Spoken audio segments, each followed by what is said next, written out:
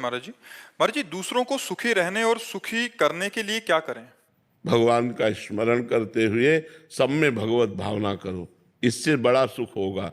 क्योंकि व्यवहार में किसी के कटुता भरी है, किसी की ईर्ष्या भरी, किसी के द्वेष भरा है, तो हम उसको कैसे सुखी कर पावे? जब वो हमें गाली देगा, जब वो कटु व्यवहार करेगा, तब हम उस पर भगवत भाव करेंगे। हम नहीं गाली देंगे, हम कटु व्यवहार नहीं करेंगे, तो हमारे अंदर सबको सुख देने की क्षमता आ जाएगी। अगर भगवान प्रसन्न है तो सब प्रसन्न है, क्योंकि सबके अंदर भगवान है। हमें मूल पर जल चढ़ाना है, डाल और पत्तों पर नहीं पानी छिड़कना। मूल, अगर हमारे भगवान प्रसन्न है तो सब प्रसन्न है। मुझे भगवान को प्रसन्न करना चाहिए। हम किसी व्यक्ति को सदैव प्रसन्न नहीं रख सकते, ये लिख लो आप, चाहे जान निकाल के रख दो। हम किसी व्यक्ति को सदैव प्रसन्न नहीं रख सकते। सदैव शब्द है, सदैव प्रसन्न नहीं रख सकते, क्योंकि वो अपने स्वभाव के अनुसार है। आज वो आपसे प्यार कर रहा है, प्रसन्न है, जब कल उसके प्रतिकूल उसको लगेगा तो वह प्रसन्न हो जाएगा। लेकिन भगवान सर्वज्ञ है, उनको सब ज्ञान है।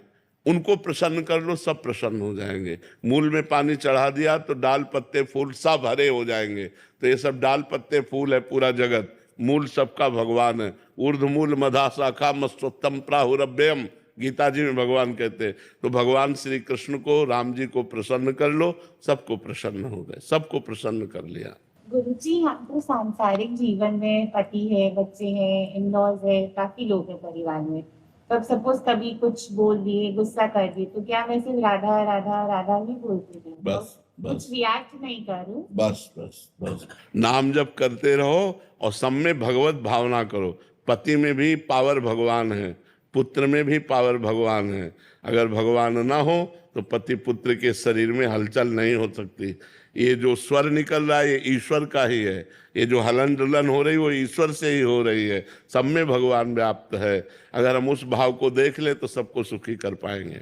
श्री हरिवंश महाराज जी, पिछली बार आपके सन्मुख मैं ये संकल्प करके गया था कि आगे जीवन में कभी भी कोई गलत आचरण अर्थात ब्रह्मचर्य नष्ट नहीं करूंगा, और मैंने प्रयास भी किया महाराज जी। पर मन कभी कभी ऐसा तांडव करता है कि ये सब भूल जाती हैं बातें उस समय। मतलब कैसे इसका है? हाँ हाँ, पर कोई बात नहीं है। अगर हम कहीं असफल हो रहे हैं तो हमको पुनः दृढ़ होना चाहिए। ये मार्ग ऐसा नहीं कि एक बार असफल हो गए तो हम निराश हो जाएं। 1000 बार असफल हो जाए तो भी हम सफलता के लिए कदम बढ़ाएंगे, तभी हम सफल हो सकते हैं। नहीं तो मन बहुत बलवान है। आप तो बच्चा हो, बड़े बड़े साधक, बड़े बड़े तपस्वी ऋषि मुनियों को इस मन ने घुटने टेकवा दिए हैं, घुटने टेकवा दिए, रोना पड़ा है, पतन करवा दिया है, गिरा दिया है। तो अभी तो तुम बच्चे हो, अभ्यास करते रहो, नाम जप करते रहो। अगर कोई चूक हो जाए तो पश्चाताप करो, फिर आगे बढ़ो कि आज से फिर संकल्प लेता हूँ। फिर चूक हो जाए फिर संकल्प लीजिए, कभी न कभी तो आप निकल ही जाएंगे ना। नाम जप कर रहे हैं, इसमें निराश न हो कि अब यार क्या होगा, 50 बार फेल हो चुका तो क्या, नहीं, 1000 बार फेल हो जाऊंगा तो भी कदम रोकूंगा नहीं, तो पार हो जाओगे।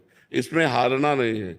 इसमें अगर हारना स्वीकार कर लिया तो फिर मन मार देगा। फिर होगा कि यार जब एक बार वही, 100 बार वही, 1000 बार अब नहीं निकल पाऊंगा, तो फिर अब भोगों की तरफ छूट हो जाएगी। नहीं, मैं निकलूंगा। इस बार 30 दिन में हुई है, अगली बार 40 दिन हम संभालेंगे, फिर हम 50 दिन संभालेंगे, धीरे धीरे हम पूरा जीवन संभाल लेंगे। ऐसे चलना चाहिए। पर साथ में नाम जप हो और सत्संग हो। सत्संग उत्साह बढ़ाता है।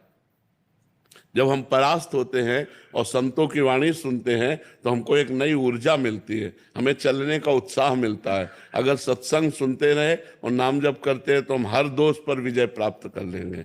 बहुत अच्छे बच्चे हो जो सतमार्ग पर चलना चाहते हो, भगवान सहयोग देते हैं तभी हम लोग चल पाते हैं। अनीता जी।